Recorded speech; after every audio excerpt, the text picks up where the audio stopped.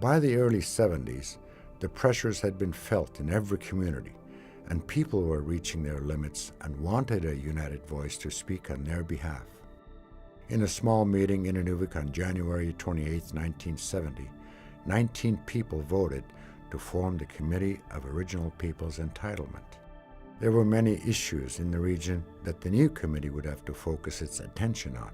Industry was booming, and the biggest side effects to the local communities were not the wealth the projects were creating, but the effects on wildlife, land, and the social problems being left behind. These people are talking about the wildlife, they're talking about people's rights, they're talking about the Inuvialuit people in the area, and they were talking about government, they were talking about oil and gas people, they were talking about just pretty well everything that people needed to, to deal with. So we had to work fast because things were happening. We didn't have, say, 20, 30, or 40 years because there would be nothing left to get economic benefits for Inuvialuit. So we had to be sure that we did our job as quickly as possible, but in a favorable way for people to have an understanding.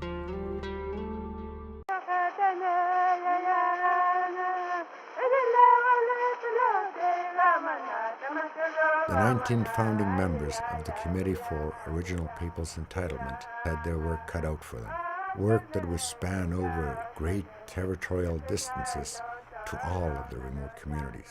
We had to rely on people who were totally dedicated and wanting to do it, and seeing a need for the Aboriginal face to be recognized, whether it's treaty or whether it was Inuit in the Eastern Arctic or whether it was Métis. People were, I think, becoming very political about, just how strong a voice they had.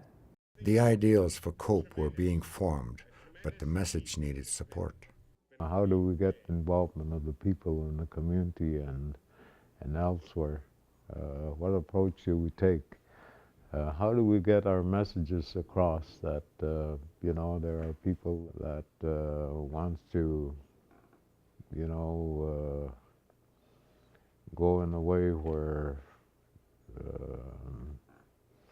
things that they're living with can be improved.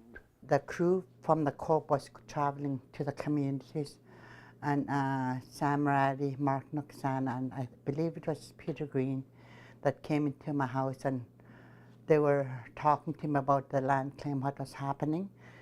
And I started asking questions, and later on, towards the end of the day, the interview with me, they asked me if I was interested in working with them.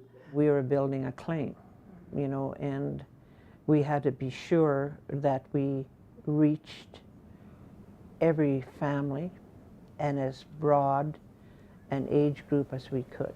When they asked me to be a negotiator, I decided to take advantage of that. And I went with the attitude that if I, as a hunter and a trapper, with all the industrial activity going on in a wage economy, that if I could live with an agreement, that will satisfy me in preserving the environment and the wildlife, I took the attitude that if I could live with an agreement, they probably could live with it too.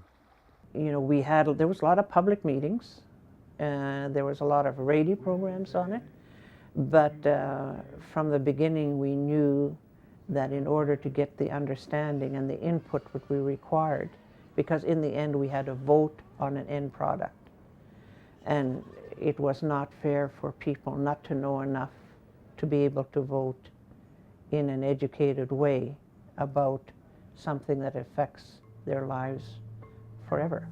Okay, this is the last settlement, okay?